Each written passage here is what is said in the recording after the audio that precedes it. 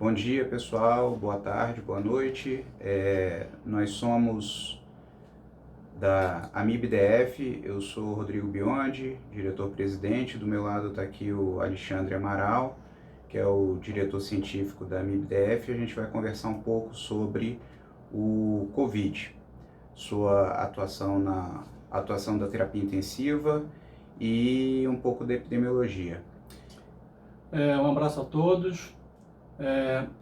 Essa nossa intenção é fazer umas orientações, umas recomendações práticas, apesar das novas e poucas evidências que nós temos até agora. E eu gostaria de perguntar ao Rodrigo, como é que está essa relação da epidemiologia, das perspectivas em relação a essa pandemia no mundo e quais são as perspectivas para o Brasil? Ok, Alexandre. Bom, a gente tem os dados mundiais, é uma doença nova, infecciosa, provocada por um vírus, o coronavírus, descoberto no final de dezembro de 2019. Por isso é chamado de Covid-19. É uma doença que tem um poder de infectividade bem elevado, mas a grande maioria das pessoas, ela não provoca uma doença grave. A maioria das pessoas tem sintomas leves.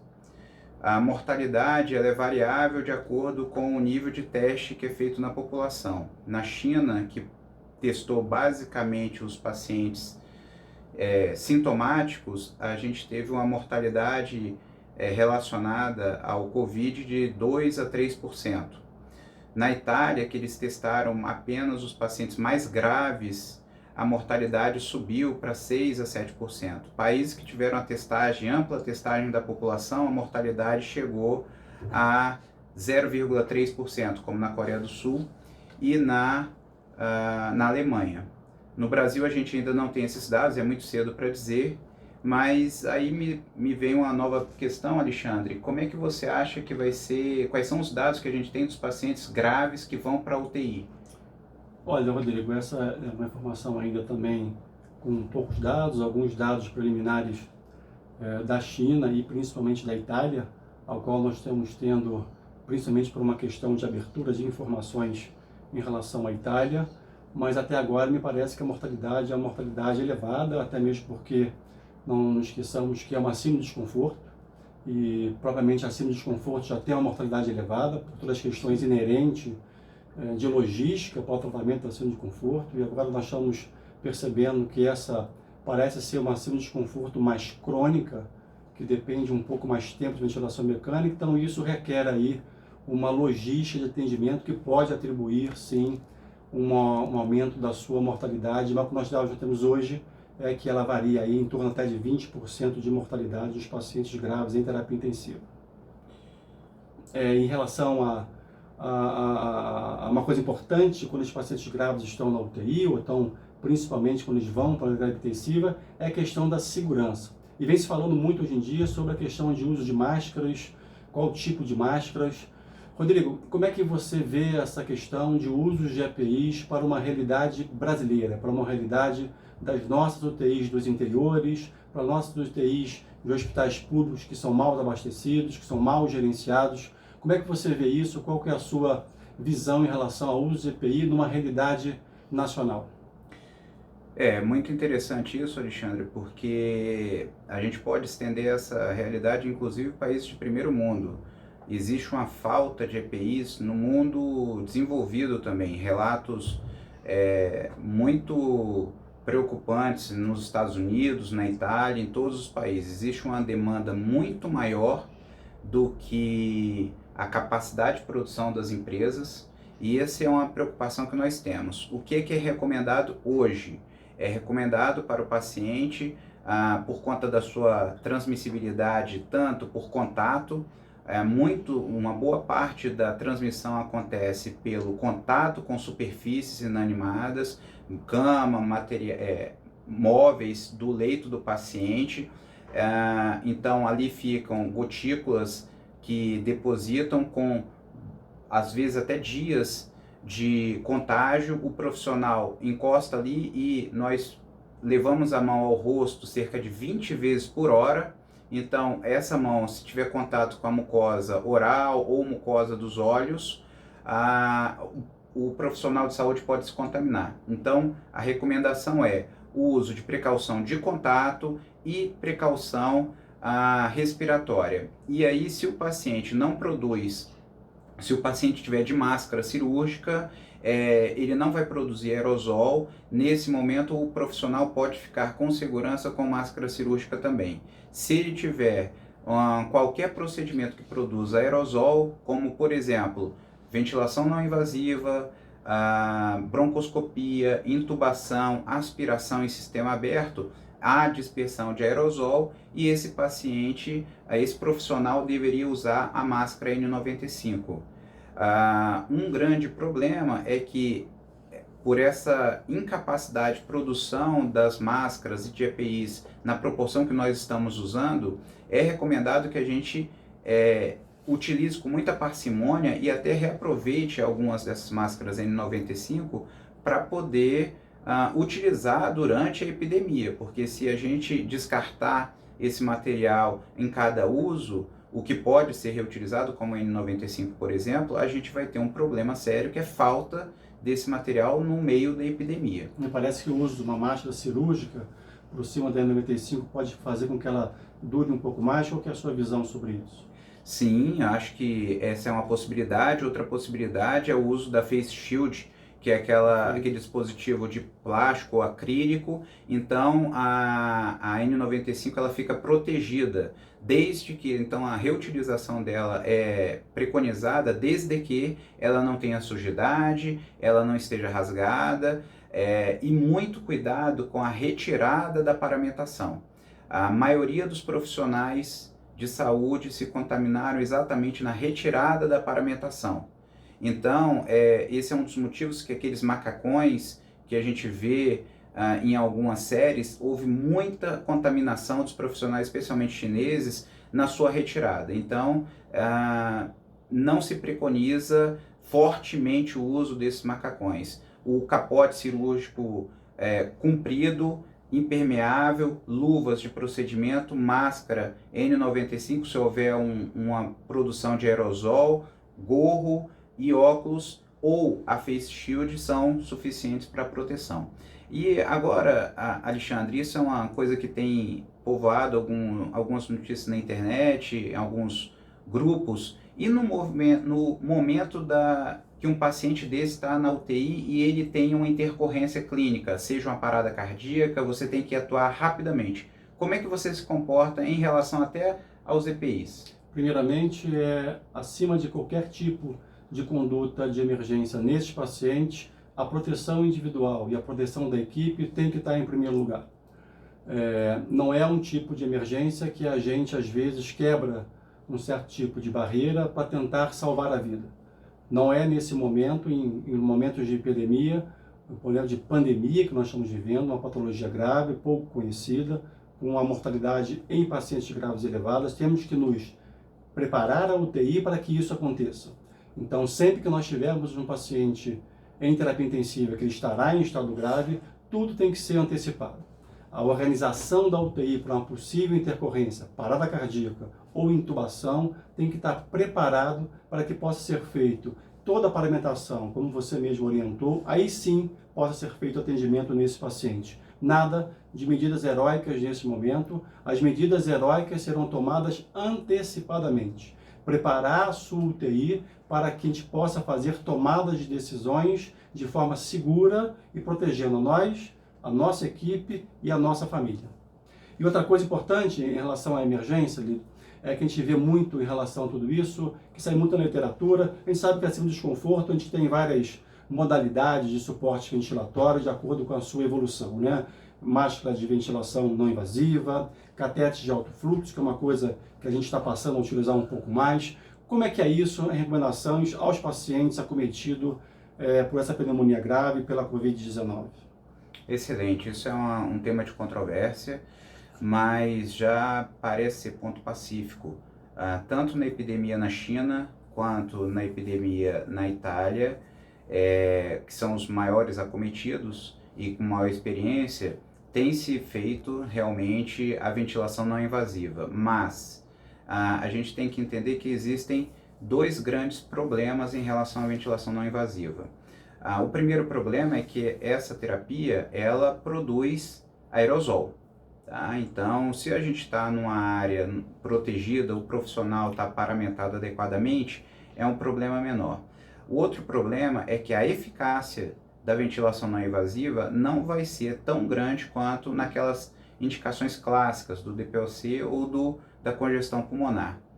Mesmo assim, é preconizado e é utilizado bastante, tanto na Itália quanto na China, pela impossibilidade da gente pular essa etapa de tratamento para a ventilação mecânica. Então, se a gente imaginar que nós estamos com catéter nasal, o paciente não respondeu ao catéter nasal, eu vou pular uma etapa que é valorosa, sim, que funciona em cerca de 30% dos pacientes. Eu pular essa etapa e ir direto para a ventilação mecânica, eu estou fazendo uma conduta muito precipitada. Agora, nos pacientes que a gente vai atuar com ventilação não invasiva, a gente tem que pensar em monitorizar esse paciente de muito perto. Esse paciente não pode ligar a ventilação não invasiva e ir virar as costas. Muito pelo contrário, a gente tem que observar esse paciente e se ele não responder em 30 minutos a 1 hora, aí a gente tem que intubar logo esse paciente. Caso contrário, nós não vamos ter ventiladores, nós não vamos ter leitos de UTI suficientes. E muitos pacientes, 30% não é um número desprezível, 30% desses pacientes, eles respondem. E eles podem sair da UTI muito mais precocemente do que o paciente que vai para ventilação mecânica invasiva. Então é uma terapia que a gente deve utilizar, sim, com muita parcimônia e com muita vigilância. Não respondeu bem. Eu acho que isso que você falou é o mais importante. Eu acho que não é uma modalidade que nós temos, uma ferramenta que nós vamos utilizar como nós vimos utilizando de uma forma. Mas não é uma ferramenta também para que a gente possa não usá-la. Porém, a habilidade do médico intensivista beira-leito, avaliando respostas precocemente para a não invasiva, é o que vai fazer se esse paciente vai ter uma resposta positiva ou não, e não vamos protelar a intubação com qualquer tipo de sinal de falha da não invasiva para esse paciente, porque aí sim nós estaremos aí aumentando o desfecho de mortalidade desses pacientes. Excelente. E Alexandre, sobre vamos dizer, o paciente não respondeu à ventilação não invasiva e teve que ser intubado. O que a gente tem de estratégia de ventilação mecânica nesse momento? O que nós temos agora um pouco diferente das estratégias que nós temos em relação à SARA são alguma coisa relacionada principalmente com a relação à complacência deste paciente. Me parece que este paciente tem uma complacência um pouco maior, então isso implica, por exemplo, uma melhor demanda, por exemplo, de você trabalhar com drive pressures um pouco melhor ajustadas. Uma outra questão importante que nós não sabemos ainda, mas são pacientes que ficam muito mais tempo em ventilação mecânica, tem dados aí de 10 até 20 dias em ventilação mecânica. Então nós vamos aí, de acordo com as literaturas que estão sabendo, com os bons serviços de informações de bom serviço, vamos lidar com pacientes com tempo mais prolongado, ou seja, é um paciente com um desconforto importante, que vai ficar um pouco mais tempo em ventilação mecânica. O que isso implica? É um paciente que fica muito mais tempo dentro da UTI, muito mais tempo em ventilação mecânica, e isso requer um cuidado muito maior nos danos que isso pode causar, nos danos que uma internação prolongada e um tempo importante de ventilação mecânica pode causar a esse paciente. Nós sabemos que muitos pacientes podem complicar não somente pela lesão, o dano alveolar causado pelo vírus, mas sim por essa falta de manejo adequado desse paciente que fica mais tempo em ventilação mecânica. Então, treinar a equipe para que esse paciente possa ser muito bem conduzido, não somente na fase aguda, mas principalmente quando ele ficar na sua fase crônica, que nós estamos sabendo que fica aí em torno de 10 a 20 dias, para que ele não possa sofrer, não pela patologia inicial, mas sim pela falta do bom manejo desse paciente em ventilação mecânica. Outra coisa importante, Rodrigo, é que vem tendo muita controvérsia aí em relação ao tratamento, né? Sim. A gente tem aí algumas coisas já lançadas na literatura, são trabalhos que não podemos dizer que de forma metodológica são trabalhos importantes, mas temos uma patologia que não temos aí nenhuma ferramenta que não seja a ventilação mecânica, a estratégia ventilatória. Em relação ao tratamento específico, qual que é essa visão em relação a esses antirretrovirais, a cloroquina, a azitromicina, qual que é a sua visão em relação ao que foi se publicado até o momento? Excelente. Isso realmente é muito controverso. Houve alguns trabalhos, a gente já tem um número expressivo de pacientes com a doença e um número expressivo de pacientes que se recuperaram. Já desde o início da epidemia na China e agora na Itália, temos dados bastante numerosos de protocolos de pesquisa sugerindo alguns tratamentos. Alguns tratamentos são sugeridos, mas ainda não há uma evidência forte que justifique o uso e nem que proíba o uso, mas as condutas mais conservadoras, elas apontam para utilizar uma modalidade de tratamento, e a cloroquina é uma delas. Os antivirais também são outra modalidade de tratamento, se você tiver evidências de benefício, porque é preciso lembrar que a cloroquina, ela tem efeitos colaterais muito importantes, e se a gente não sabe se ela funciona ou não, e hoje a gente não sabe categoricamente se ela funciona, a gente pode estar provocando efeitos colaterais. Houve uma interpretação muito errada por parte da mídia, dizendo que haveria uma cura de 100% dos pacientes em 6 dias. Isso não é verdade, isso não é fato,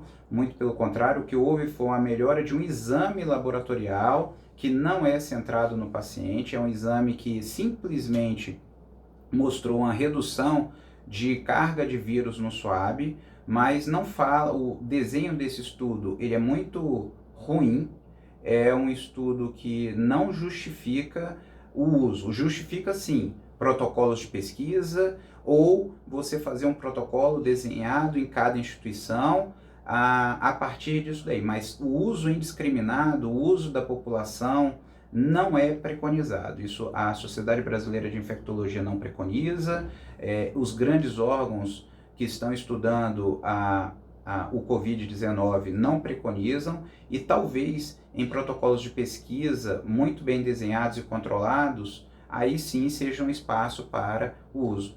E você, Alexandre, o que você acha sobre esse tema? Olá, Rodrigo, eu acho que eu corroboro com todas as suas informações e com a sua indicação e visão em relação a esse tema. O que muito me preocupa somente é que nós estamos lidando com uma patologia que nós temos pouquíssimas armas, né? Uma grande maioria dos casos de trauma no Brasil são infecções, pacientes vítimas de politrauma e outras patologias que nós temos. Além da ventilação mecânica, nós temos várias modalidades para auxiliar e até mesmo para ajudar no tratamento.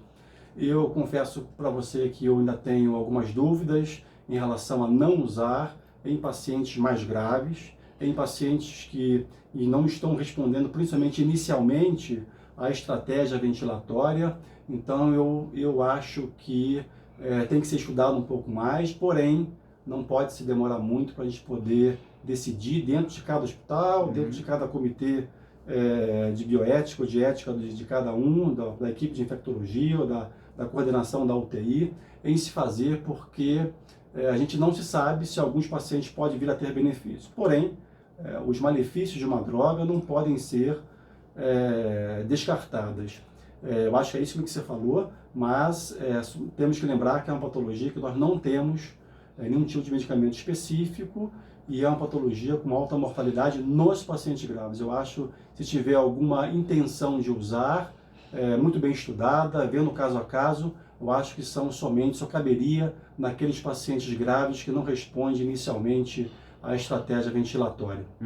Rodrigo, o que você deixa aí de mensagem ou de orientação para o médico intensivista, que ele esteja lá à beira-leito? Qual que é a sua orientação, com toda a sua experiência e conhecimento sobre o assunto, sobre a terapia intensiva aqui do Distrito Federal?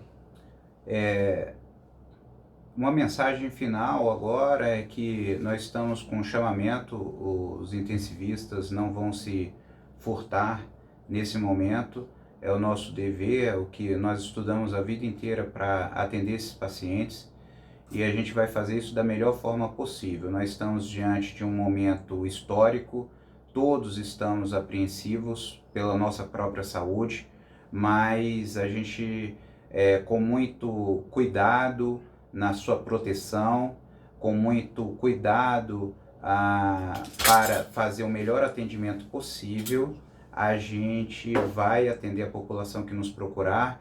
Nós temos uma excelente qualidade, tanto nos hospitais públicos quanto privados do Distrito Federal. A medicina intensiva do Brasil, ela é uma das melhores do mundo e nós vamos poder ajudar muitos pacientes. Eu me sinto, de certa forma, honrado por poder ajudar os pacientes nesse momento. É um chamamento importante. Eu peço aos que não são profissionais de saúde, que porventura estejam assistindo esse vídeo, que fiquem em casa, mantenham o distanciamento social. Isso é muito importante para evitar um número excessivo de pacientes, tá? Especialmente os pacientes idosos, pacientes que têm comorbidades. Fiquem em casa, por favor, para evitar um número maior de infectados. A nossa parte a gente vai fazer. Eu remeto a mesma pergunta a você agora, Alexandre, para a gente encerrar. Qual a sua sensação nesse momento? Como você falou, né? Todos nós somos muito apreensivos, mas nós somos intensivistas. E por sermos intensivistas, nós temos um amor intenso pela vida dos nossos pacientes que estão em terapia intensiva, e essa hora que nós temos que mostrar, primeiro, a nossa habilidade como médicos intensivistas, primeiro mostrar a nossa força da nossa especialidade, porém, acima de tudo, vendo a nossa segurança, a segurança da nossa família. Como o Rodrigo mesmo falou, também me sinto orgulhoso em poder ter uma especialidade junto com tantas outras, que nesse momento vai poder fazer a diferença de muitos pacientes. Ou seja, muitos pacientes irão entrar na UTI em estado grave e não irão morrer, graças à unidade de terapia intensiva organizada, direcionada pelo médico intensivista, auxiliada por um enfermeiro intensivista, organizada e auxiliada por um fisioterapeuta intensivista. Então a terapia intensiva é a especialidade que vai fazer a diferença nos pacientes críticos que adentrarão a terapia intensiva, e eu tenho também um orgulho e conto com todos os intensivistas para qualquer tipo de chamamento que seja feito, que isso vai ficar na nossa história e vai salvar muitas vidas, que é algo que nós fazemos todos os dias. Muito bem, agradeço sua presença, Alexandre. Assim que a gente tiver mais informações que a gente possa ajudar, a gente pode fazer mais alguns vídeos como este. Se vocês tiverem dúvidas, a gente está super à disposição. Podem mandar mensagens para nós. No que nós pudermos ajudar, nós estamos à disposição. Isso aí. E a MIBDF está de portas abertas para orientação, para qualquer tipo de informação em qualquer hospital do Distrito Federal. Boa tarde, um bom dia para vocês.